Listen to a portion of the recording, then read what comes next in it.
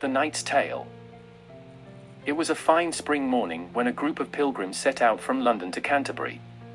They were a diverse company, from different walks of life and professions, but they all shared a common goal: to visit the shrine of St. Thomas Becket, the martyr who was killed by the king's men.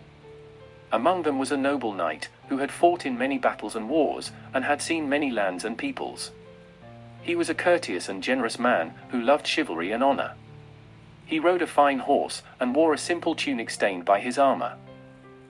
The knight was accompanied by his son, a young squire, who was also a brave and skilled warrior. He had curly hair and a handsome face, and he was agile and strong. He could sing, dance, play the flute, and write poetry. He was a lover of ladies, and had a lady in every town. He wore a coat embroidered with flowers, and a feather in his cap. The knight also had a servant, a yeoman, who was a loyal and faithful man. He was an expert in woodcraft and hunting, and he carried a bow and arrows, a sword and a shield, and a horn. He wore a coat of green, and a St. Christopher's medal on his chest. The three of them rode together, and they soon became friends with the other pilgrims. They listened to the stories that the host, who was the owner of the Tabard Inn, proposed as a way of passing the time and making the journey more enjoyable.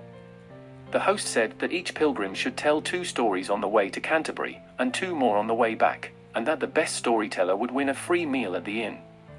The pilgrims agreed, and drew lots to decide who would go first. The lot fell on the knight, who accepted the challenge with grace and humility. The knight began his tale, which was a story of love and war, of friendship and rivalry, of fate and fortune. He told of how 2 young princes, Orsay and Paris, who were cousins and sworn brothers, were captured by Theseus, the king of Athens, after a battle. They were imprisoned in a tower, where they lived in misery and despair. One day, they saw from their window a beautiful lady, named Emily, who was the sister of Theseus' wife.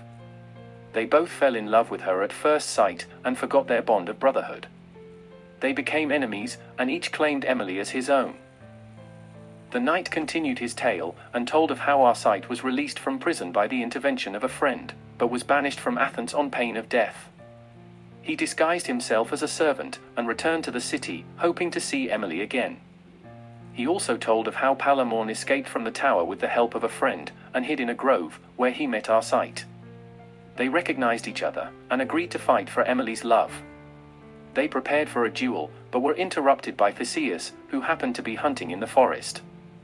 He was about to kill them, but was persuaded by his wife and sister to spare their lives, and to let them compete for Emily in a tournament. He gave them a year to gather their armies, and to return to Athens for the final battle. The knight ended his tale, and told of how the day of the tournament arrived, and how the 2 princes, with their 100 knights each, fought bravely and fiercely.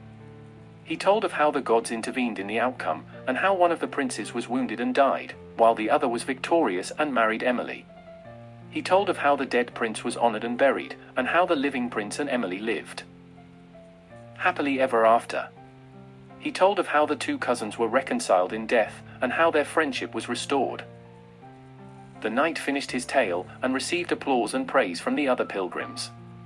They all agreed that it was a noble and worthy story, full of wisdom and morality. They thanked the knight for his tale, and asked the host to choose the next storyteller. The host said that he would do so, but first he wanted to give his opinion on the knight's tale. He said that he liked it very much, but that he found it too long and too serious. He said that he preferred stories that were short and funny, that made him laugh and forget his troubles. He said that he knew such a story, and that he would tell it next, if the pilgrims agreed. They did, and the host began his tale, which was a story of a miller, a carpenter, a student, and a wife. But that is another story, for another time.